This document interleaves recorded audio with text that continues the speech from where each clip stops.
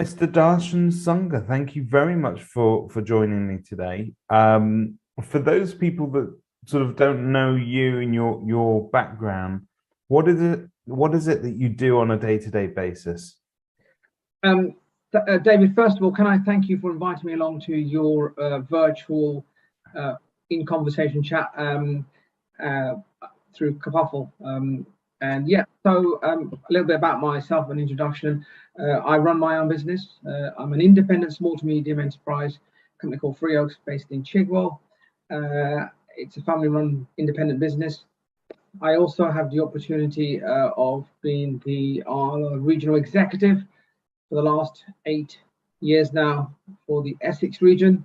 And for my sins, if you want to call that, I'm also a district councillor in Epping Forest District Council, where I also take on the responsibility of being a cabinet member, one of the executive members of the council making key decisions. But I'm more passionate about being a working practitioner for the last 22 years. It's interesting. You've obviously sort of gravitated towards politics in one form or another. Um, and where does the sort of professional and personal boundaries lie? How much friction is there, Darshan, between sort of leading a conservative councillor lifestyle together with running a business and also balancing the needs and wants of an organization like ARLA? So, I mean, it's a very, very good question, David. It's something that I've been often asked in the past, and is there any conflict being a part of a one particular color rosette of a party and being a working practitioner? I always go back to basics. What activity in my life brings food to the table and keeps a roof over my head? And that's what I do for a living as a working practitioner. My loyalty has always been with the business I run and also the industry that I belong to. But it is very important to separate the two. And I'm one of those people, if you want to make a change, sometimes it's better to be inside the tent rather than outside the tent, if you understand what I'm saying with that analogy. Yeah, no, I hear what you're saying. You're, if we talk about this election now, the ARLA election, this is not your first rodeo. It's not your first time of sort of going for it. What number are we up to now? Are we about four? No, we've gone to the membership. This is the third time. Third time. The membership, yeah. So and so there needs to be a bit of tenacity there to sort of keep going and keep fighting through the rejection. Can't be. I mean, I know this as an estate agent. We hate that. We live with a fear of rejection, so we hate that sort of feedback. But what is it that keeps you going? There are obviously some great ARLA candidates out there. You've got the people that have taken up the role that were successful in previous elections. I think it's fair to say that they're very dedicated and very good people that bring a lot to the table. But what is it about what Darshan has to offer that you feel ARLA needs to take? I think, look, what I want to really say at this point is that I have a lot of respect for my colleagues at ARLA, all the regional executives, all 30 of them. They do a fantastic job. Everyone's got qualities. Everybody's got something different to offer. I feel I have something very special to offer.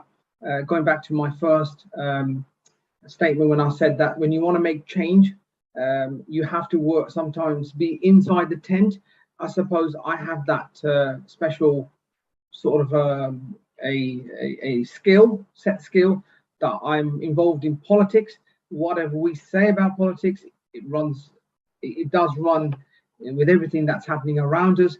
And I just feel like I have that extra edge where I could possibly help shape the future of our industry, given the fact that over the last few years we've just been bombarded with nothing but backdoor legislation, and as we head now towards regulation.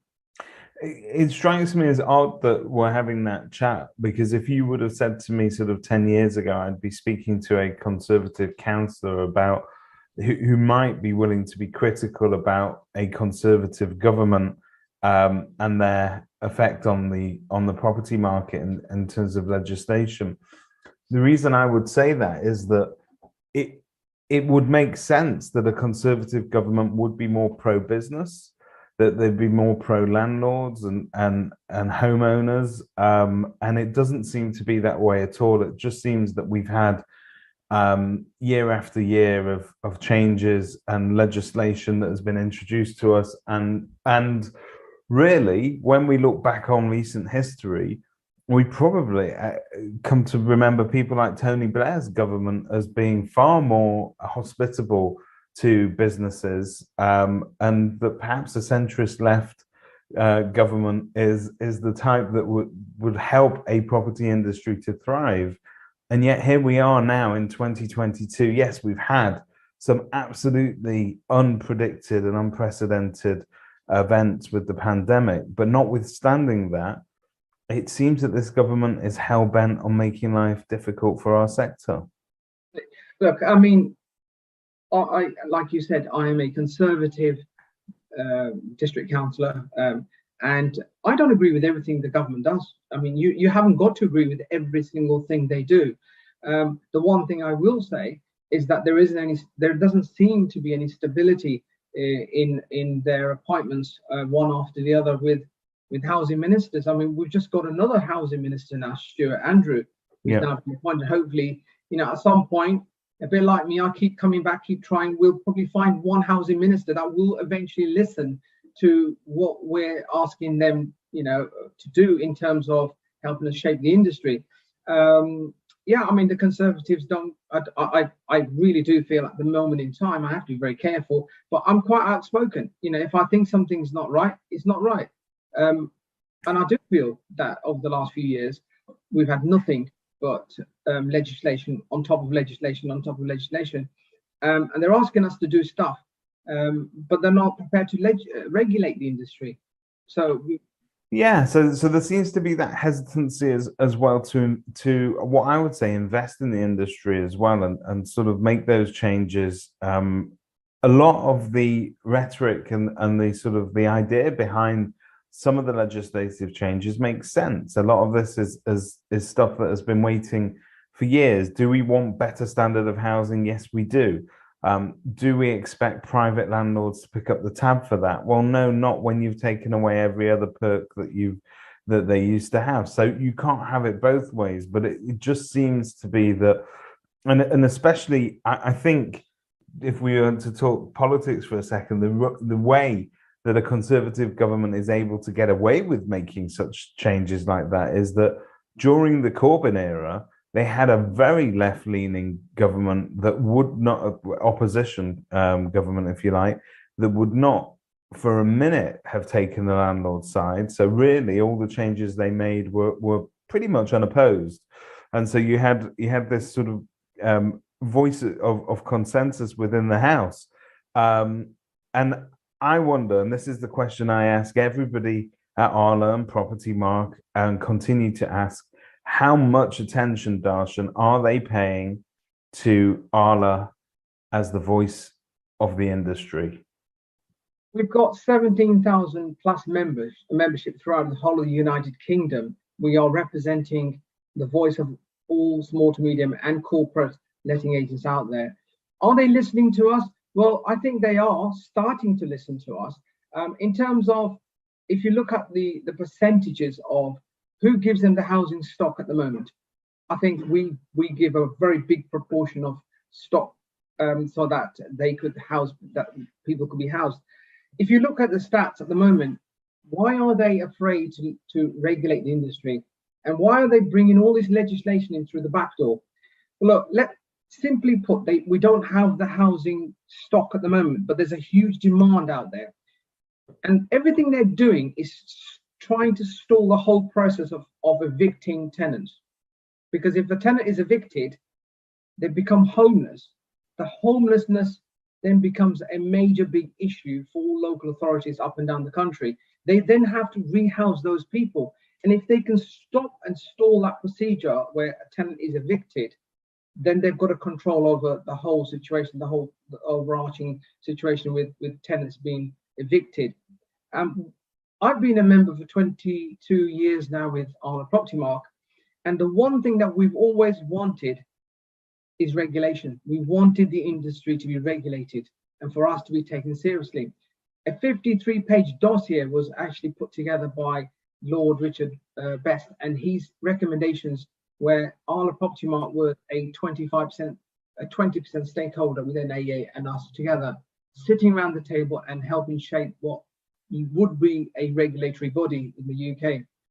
But the government simply don't get it. I'm sorry to say this, they just don't simply get this, because I'm going to be critical here, because they need to understand that we are actually playing a very, very important role in helping them where they've got to build something, a huge number of houses to meet the demand. We're providing them that, but they also need to listen to us as well in terms of from an industry's point of view. You know, don't make life difficult for us. Don't take those tax breaks they've done with the landlords. You know, the Tenants Fee Act, I mean, that was a big blow for the industry, a very big blow. Yeah, in terms of just to answer your question, I don't think the government gets it. I think some of the changes in the way that we find out about it, almost through that back door or secondhand sometimes, it belies a certain viewpoint of our industry and how highly we are regarded. We're not regarded highly enough by government. It is clear that they're not backing us as an industry enough. And I don't mean that in any critical sense for the people at Propertymark and ARLA and NEA. I think they are working their absolute socks off to do whatever they can to raise the profile of that organization. I've always said that an organization like ARLA, whether you're a member of it or not, it has a responsibility to speak for all of us, whether we're members of the organization or not, because you do represent the better interests, if you like, of our the best interests of our industry. The issue being with government is that sometimes what we contribute to the economy is not felt enough somehow. The house builders are the people that get the preferential say. They're treated very, very well by the government, and there have been and we're not going to name names here, but there were previous housing ministers that are no longer in their posts that clearly sent us all back to work last year during the height of the pandemic. We all got sent back to work, but the message was clear that they were there sending us back to work to keep the nation moving, but it was to keep the builders building. It was all about development and house builders rather than our day-to-day industry. What change do you think needs to be made for government to sort of sit up and take us as seriously as in terms of lobbying as any other part of industry? I think if I can just take a step back to June 2019, the Tenants Fee Act came into play, and we had templates that were made, a toolkit that we prepared at ARLA Propertymark, which is a brilliant idea, that we as regional executives were given to give to members, ARLA members, to then reach out to local MPs and to say, look, this is how the Tenants Fee Act is going to affect our industry. And the one thing that came out from that exercise was that a lot of the MPs didn't get it. They didn't understand what the Tenants Fee Act, what implications it would have on our industry. And that's the unfortunate thing that I'm about to reveal today through Kerfuffle, is that a lot of the local authority members of the council, councillors, including and MPs as well, they're not experts.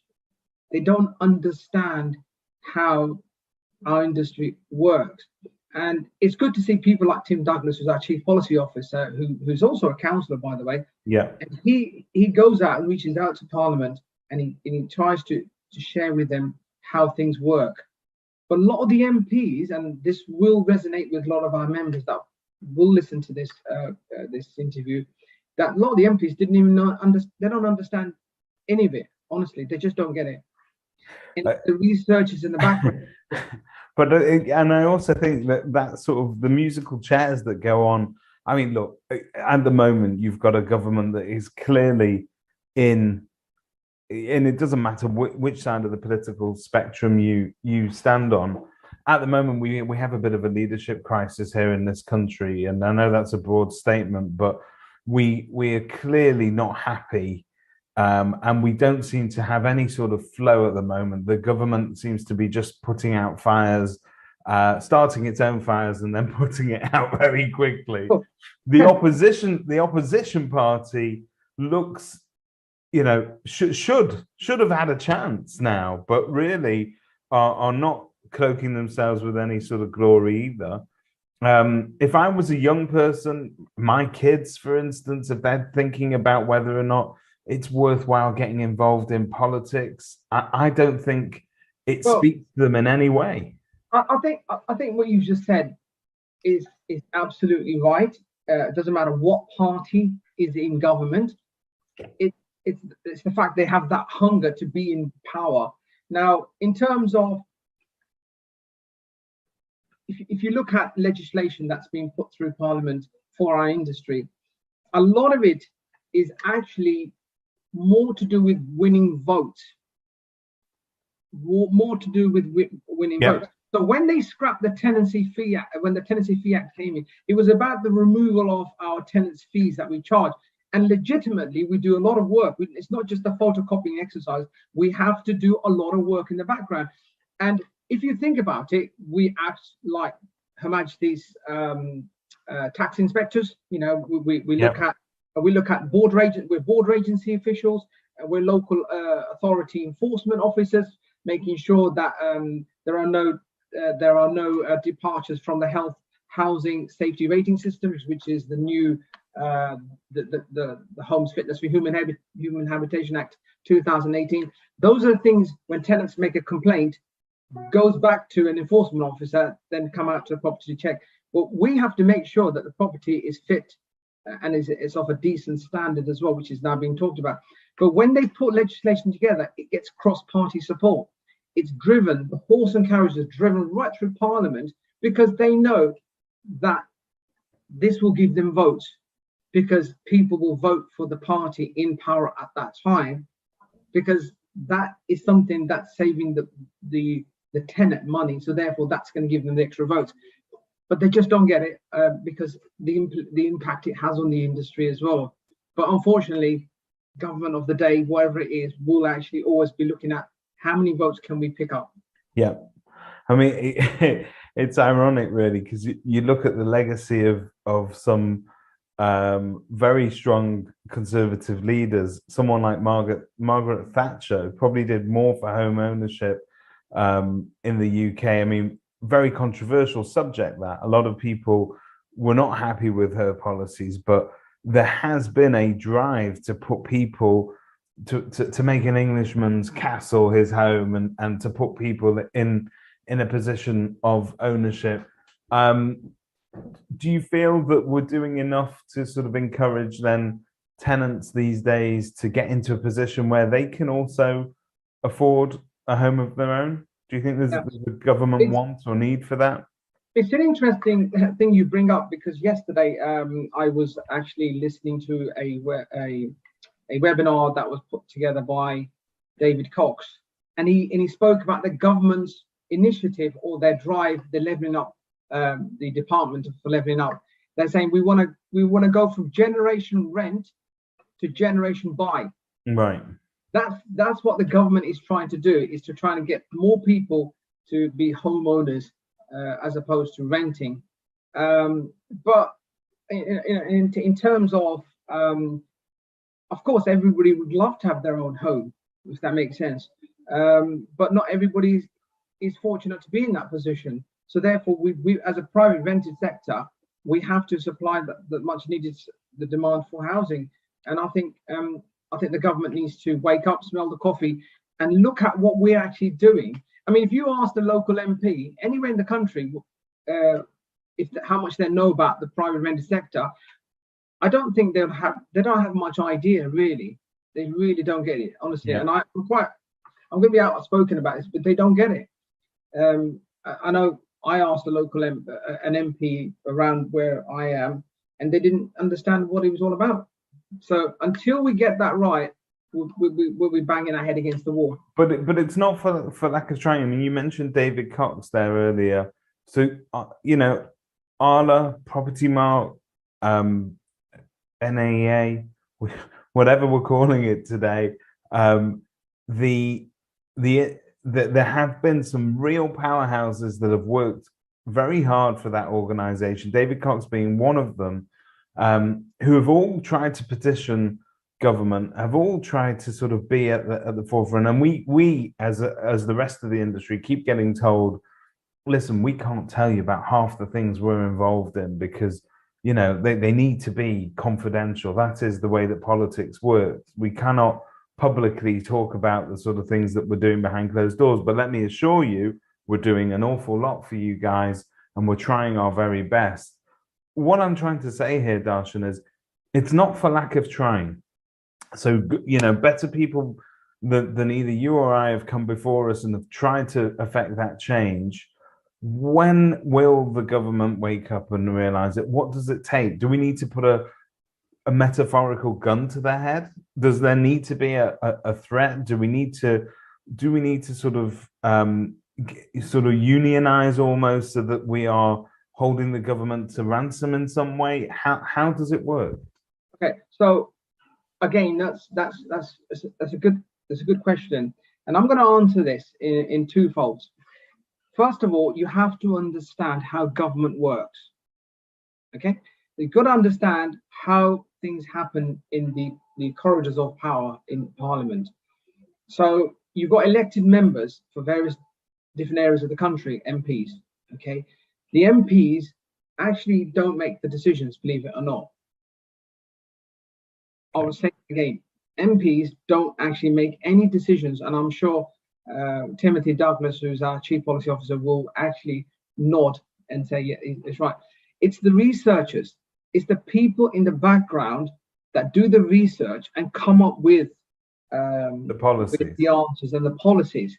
And it's those policies that they either agree with or tweak with. I mean, as a cabinet member, I can tell you that a lot of the decisions in council are made because our officers are paid officers, and they go out and they do the research and they bring it to me. I either approve it or I say, no, go back and let's have some more meat and bone.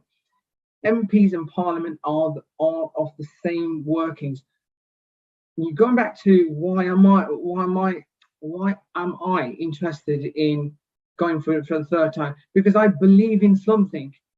I have a strong, passionate belief that we have to make changes, okay, about how government listens. I have people that I know in Parliament, and I've got the government's ear. I understand the process, okay? Just by shouting and putting stuff out that, you know, we're being mistreated and the private rented sector isn't being treated fairly, won't go anywhere. It's got to start from grassroots. It's got to start from the people that make the policies.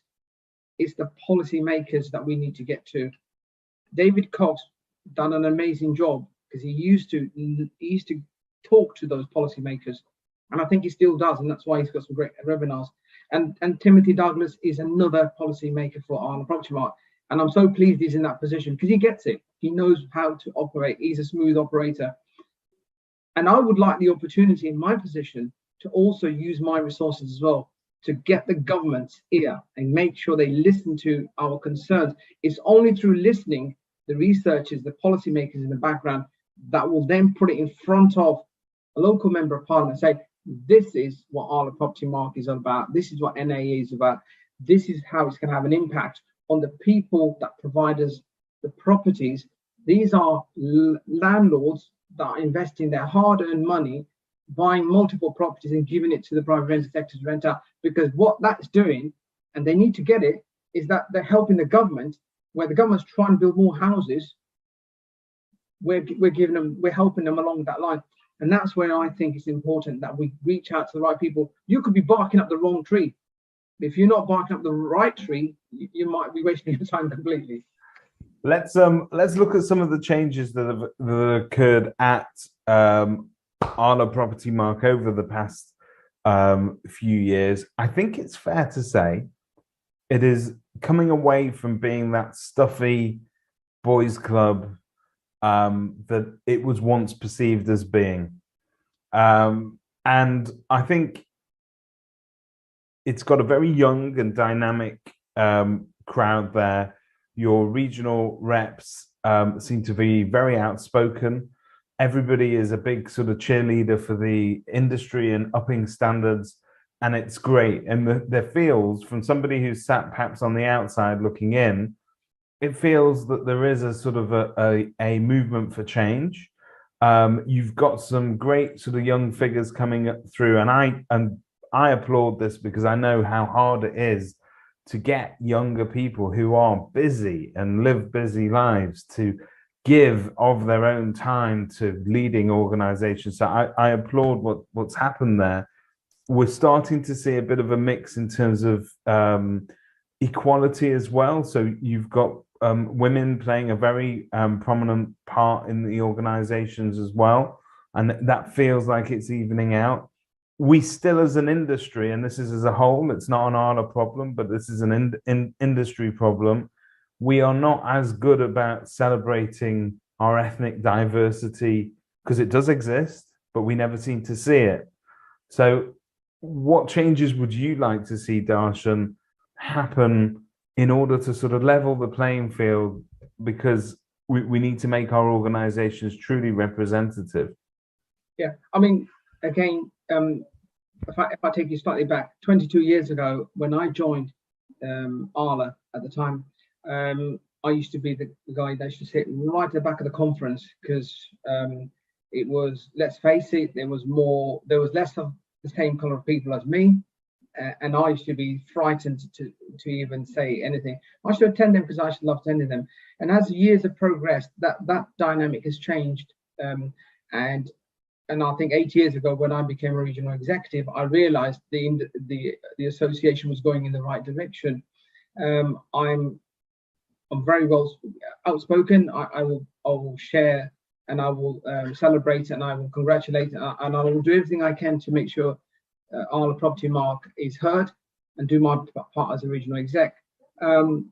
Quality, yeah, I mean, we've got more ladies. I mean, this industry is, I think, more top driven with more ladies now working in the industry. Then, so naturally there will be that thing where we want more ladies to be more active.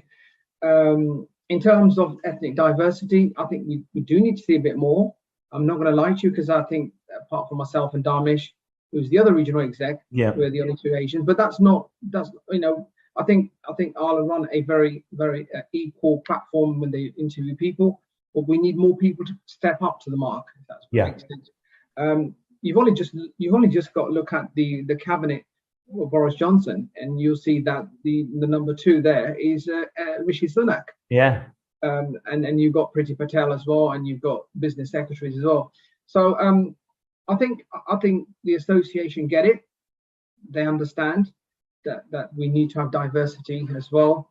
But we also understand that it's got to be talent as well. It's people have got to have the credentials as well. And it will be an absolute pleasure, David. I say this very cautiously, to be the very first British Asian to be to go up through the ranks for the presidential role. Well, that sounds fantastic, and yeah, I think you're right. I think it's about. I think every organization needs to sort of look at where it's recruiting its members from, and understand whether or not it's being as inclusive as it can be and as welcoming as it can be. Because you're right, but walking into a room and being the only person in that room who isn't like everybody else, it's professionally very daunting. And there have been times where you have to have immensely broad shoulders in order to push forward within such a structure. So and I, most of the people that I speak to, in fact all the people I speak to, they are lovely people, and I don't think there is that old-fashioned attitude there anymore. But it's about what we can do in order to welcome people in, and to almost, what do they call it in America? They call it affirmative action, don't they? It's where we promote people two positions because we need to see those we need to break those glass ceilings a little bit. And so it would be interesting to see what the industry does with that in the years to come. So talk to me about your first year then as president, when you finally get up there. I know there's a structure. So if you get elected now as vice president, you then go on to be president. What is the work of a vice president? What is the work of a president? And as you said, the MPs don't make the decisions. The prime minister, to a certain extent, doesn't make the decisions. He's the figurehead. Who does make the decisions at ARLA? What do those figureheads do? Is it just an office and a title that is nice to have, or can it really deliver real change? So in terms of, just want to take you back to when you talked about a little bit about young people coming in and more young talent coming. I really welcome that. I think it's really good to have fresh blood. It's nice to have people, and it's good to see that there's a lot of interest as well. But who said you have to agree with every single body? All 30 reps have to agree with each other. But it's about being professional. It's about rising above challenges. It's about working together collectively as a team and moving forward. I think I shared this anecdote with David Votter this morning. I sent him an email, a text message this morning. I said, somebody once said, if you want to go fast, you go alone.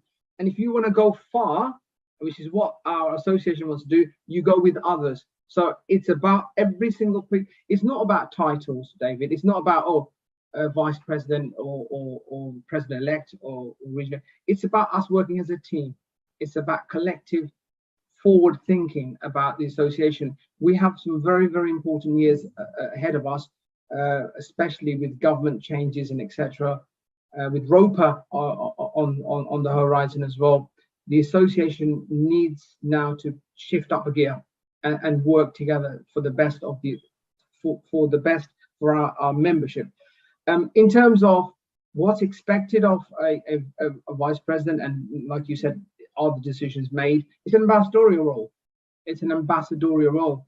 And in order for somebody to have respect as an ambassador, they need to be also somebody that's liked and somebody who talks sense. They need to resonate, have some sort of common ground with that person. Yeah. What is that person's beliefs? What does that person believe in? Does he have that burning desire to work with an association for the betterment of his membership? It's a membership organization. I think being the vice president of ARLA Propertymark is about working with people. This industry is a people's industry that's driven by people, for people. So whatever you do, the first rule of the thumb is it's not about you personally, it's about working together as a team. And having, you have to gain respect. You can't buy respect, you have to gain respect. And I think in 22 years of my working practitioner's life, I think I've made some good friends during my journey. Not everybody's going to be your friend, but you know what? You have to just move forward with your life. It's like with council work. You're not going to be friendly with every single councillor, but you have to rise above.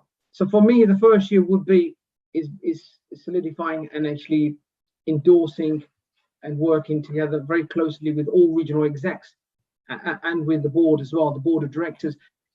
Again, it goes back to, do I get it? Or do I understand the nuts and bolts of an association? That's really, really fundamentally important. So I get it, because there's the board of directors for ARLA, there's the board of directors for NAA, then there's the Propertymark board of directors as well. But it's about feeding in to the ARLA board of directors as a consultee, and then also that fed into the Propertymark board of directors that make the decisions. But it is important, the person that's the figurehead, that's the ambassador, that's the face that people look up to, they can resonate and say, well, yeah, that person stands for that. That's what I think the first year will be about. And do you think it's clear because obviously you've had a couple of attempts at other elections, but obviously, and you're coming up for this one now, do you think therefore it's clear to the members of ARLA, the people that will be casting their votes, what it is that Darshan stands for? And I think that's really important. It's about education. It's about communication as well. It's about communicating what I stand for, my beliefs, I think I'm reaching out through social media as well as during the conference as well. I go out and talk to people, and it's just getting across what you stand for the association. I've seen the association evolve over the years for the better. I can only share that journey and say where we need to take it as well. So where we have been, where we are now, and where we want to be. And if I can share that with the wider membership, I think I will get their support. Yeah.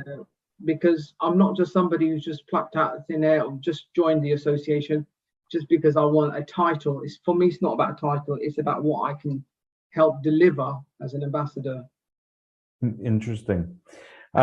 Okay, Darshan, maybe taking a slightly different look at things in terms of one of the things I've always found very challenging as an estate agent is juggling roles inside of work, outside of work, personal roles at home, and whatever you might have. We have a lot of responsibility, and estate agency tends to be an all-consuming profession that if you can't just give it a little bit of your time, it eats all of your time and it consumes a lot of your life. Do you feel and some of the I'll share with you the personal challenges I've had. I've chaired different charities and housing associations outside of work as an estate agent, and it's difficult to balance it. It's difficult to have the time, and it's difficult to give everybody the attention that they need and deserve, and also run a successful business at the same time. You can do it, but you'll be working flat out and you'll run yourself down after a while. So how do you cope with it? How do you plan to cope with it? Because this is something that I reckon all politicians must, they have to juggle a number of different roles. So at what point do we put down the estate agency and pick up ARLA? At what point do we put down ARLA and pick up the estate? Do you see what I'm saying? There's a lot of pulls and draws on your time and your attention. How do you manage that as an individual? So one of the things that I've been able to acquire a skill for is good time management skills. I've been a self-employed person for like 22 years. So I don't work. I'm unemployable, by the way, David. You couldn't employ me. Honestly, you couldn't, because once you're self-employed, you never can work for somebody else as an employee. For me, it's about time management skills. I mean, I attend lots of meetings. I've been chair of various planning meetings, etc., and committees and all that. It's about good time management skills. It's about having a good team of people that work with you as well. But you're right. There does come a time when there's a bit of a, you burn out as well.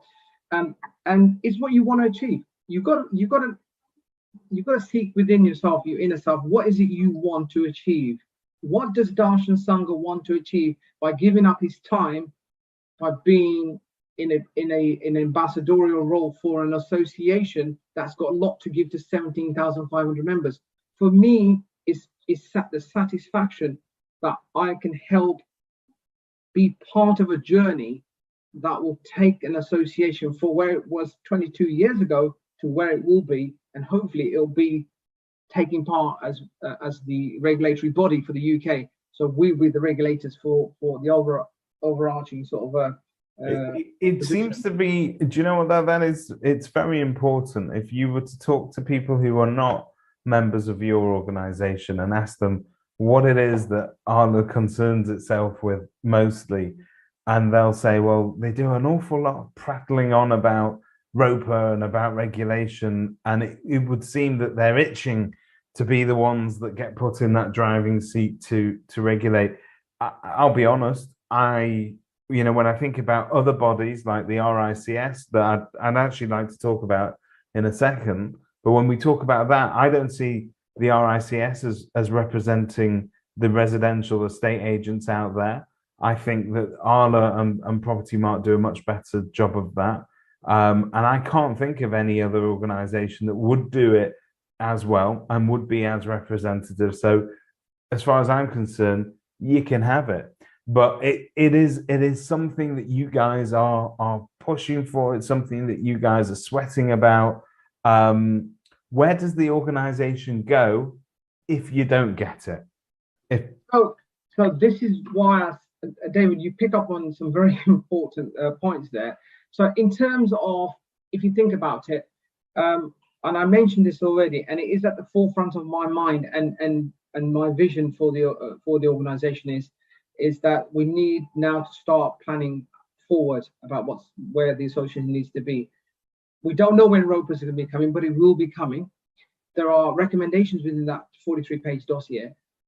But we, just to let you know, and I was speaking to David Water about this morning as well, we need to be telling our members what we're doing behind the scenes. They may not see what's happening, but in Arban House, there's a great team of people, and they are putting together all sorts of campaigns, how we're telling members what we're doing, and also how we're pushing forward for government to listen to what we want to be and where we want to be.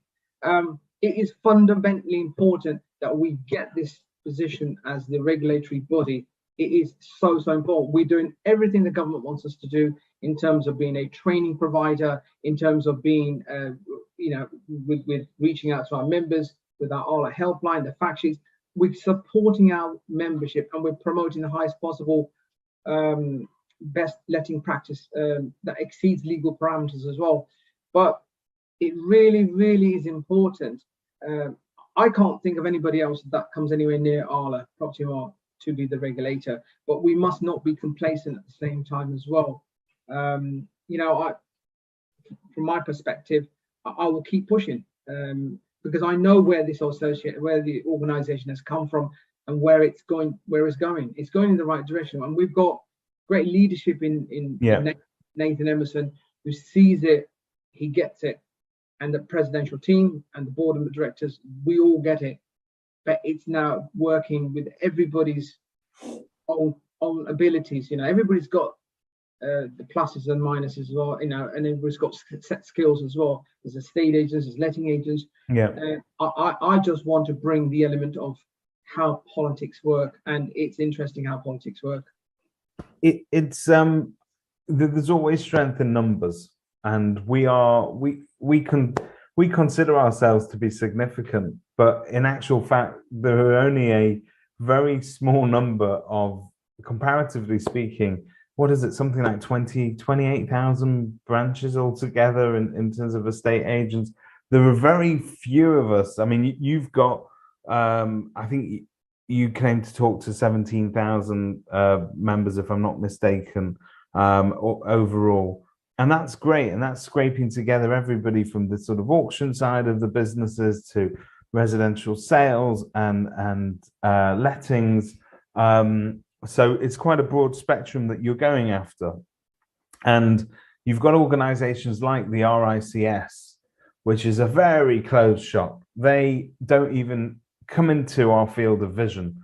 They consider themselves very separated from us plebs, if you like, in the residential property. Can I just want to put just a point of order there, really, when we are called plebs, because plebs are the ones, and this will resonate with everybody that's listening to this, is we get a phone call, don't we?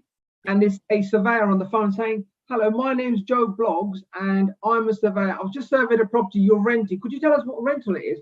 Well, we're giving them that information. And therein lies the problem. So I guess that the problem I'm setting up here is that, yes, I as a working estate agent have to deal with a lot of surveyors on a day-to-day basis. I can't sell a house without a surveyor being involved. I've understood that as a hazard of my profession. I also know that they cannot come up with the figures that they need without me.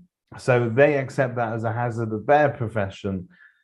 However, there seems to be a disconnect between the two sides. I mean, you've got this very you've got a body of professionals that again has had its own challenges recently at the RICS. We're not short of a scandal or two here and there, and clearly there've been leadership problems and so on. But it would make sense to me, Darshan, with the size of an industry that we're dealing with, if there would be some sort of a hookup and a link between organizations like ARLA, NAA, and the RICS, that we all get together and really sort of and make sure that the surveying side of our industry is serving the best interests of the agents, and vice versa. We all, it's a reciprocal world, you know, and it should be a symbiotic relationship. It should, ideally, that should be the case, should it not? But if they're also going to be competing against us for the regulatory position, I'm not sure how that would work. But the one thing I will share with you, David, and that is, this is where I think ARLA Propertymark were in leaps and bounds, and they excelled in people's eyes about why we are the to-go organization. It was during the lockdown on the 23rd of March 2020. The whole country was put into lockdown, and the only people that actually reached out to its members through webinars, 30 plus webinars, was ARLA Propertymark. They gave that steer as to where as an industry where we sat with the lockdown, and how they helped us, and they played a very pivotal role with the government in saying, you should allow us to come back. I know you said on the flip side that they wanted us to come back because they wanted us to keep building homes. Yeah. At the same time, we needed to provide a much needed service to our landlords, who, without us collecting the rent, because there was that little myth where tenants said, oh, that's it, lockdown, end of the world. And it was a serious thing, because a lot of tenants didn't pay their rent. They stopped making any more payments. And so with ARLA coming out with their 30 plus webinars, giving us an update, what we found, David, was that a lot of people were joining these webinars that weren't actually members of ARLA Propertymark, and they wanted to tune in and find out from a professional body what to do, because nobody knew what to do. And yet we were able to demonstrate how strong we were as an organization and what we were doing to support our members. And we also said, well, if you're a new member, if you're not part of ARLA Propertymark, you can still join our webinar. And as a result, we had a lot more people joining the organization. That to me speaks volumes. Forget about, if you're talking about numbers and data, that itself says how we've now made a massive big impact during the lockdown, and we continue to move forward. So in terms of structure, Darshan, for those people that don't know, and again, there are a lot of people that will watch or listen to this that are not ARLA or NAA members, and we may be confused. I think the Propertymark brand is now accepted as that's where the kind of branding went as an umbrella. Well, the relationship between the NAA, so you've got David Votter, who is coming in next as the president of ARLA. That is the residential letting side of the industry. In terms of the NAA, which was just general estate agency, seen as being more the sales side of our industry, you've got people like Nathan Emerson over there. What is the relationship? How involved do you get? I mean, I know you guys are together again tomorrow is it Birmingham or somewhere near there? So and that's great to hear that these in-person events are happening. But is there general consensus and collaboration between the two sides of the organization? How does it work? Yeah, so when, like I said to you, when I was always part of ARLA Propertymark, and then there was that merger, we became Propertymark, so as one big umbrella, and with the two levels, so NAA and ARLA Propertymark, and they both work hand in hand. They do, really, because one, if you don't sell houses to landlords, you're not going to be able to find renters and people to rent the properties. So it's really important that we understand how each division works. And I think that is, at the moment, it seems to be it's working very well, where we understand how the other one works. So the left hand does know what the right hand is doing in this case, and we can also listen. I mean, in terms of, if you think about the NAA, I'm also a member of the NAA as well. So and as well as ARLA Propertymark as well. There are some common grounds, like the National Crime Agency, the NCA, We get updates from how they operate and how that affects both estate agents and letting agents as well in terms of money laundering, etc. But yeah, I would say that things are progressing in the right direction, and I think we're coming together as Propertymark. That's encouraging to hear. You've very kindly almost given me a whole hour of your time. So I'll ask you as a final question: if you could have an hour of anybody's time, either alive or dead, anybody that you could have a conversation with for an hour, who would it be? I think it will be Her Majesty the Queen. Really? I would love to. I have a lot of time for the royal family, and I would say that she's been an outstanding ambassador for the whole of the United Kingdom, and I'll probably say to her, I'm a bit upset she's giving it to King Charles, because he should be, or Charlie, he should be Prince William. But I'm sure she's making the right decision. So I think there's plenty of time for that still. There's plenty of time. But yeah, now with Her Majesty the Queen, because I want to take it right back to, she probably doesn't get it, but she's the decision maker, the policy holder, the policy maker for the whole of the country, so whether it's Parliament or Prime Ministers or whatever. No, but all jokes aside, I have a lot of time for Her Majesty. I'm a true Brit, and it'd be great to be the first British Asian to be the president of ARLA Propertymark at some point. Well, that'll be great. We're wishing you luck with your campaign. We're going to be speaking to other people that are going to be running as well, I'm sure, in the run up to when's the election? Is it July? Is it or June? June. Okay. At this stage, Darshan, do you know how many runners there are, or? I don't know. I honestly don't. Look, I don't. With the official candidates and all that haven't been selected, so it wouldn't be fair to say. I'm only letting people know what my burden is. It's only because of my last attempt, so I'm going again. And just because you don't get it the first time or the second time doesn't mean you're not going to be a great ambassador role for an organization, because some of the most successful prime ministers of the country have been not on their first attempt or the second attempt.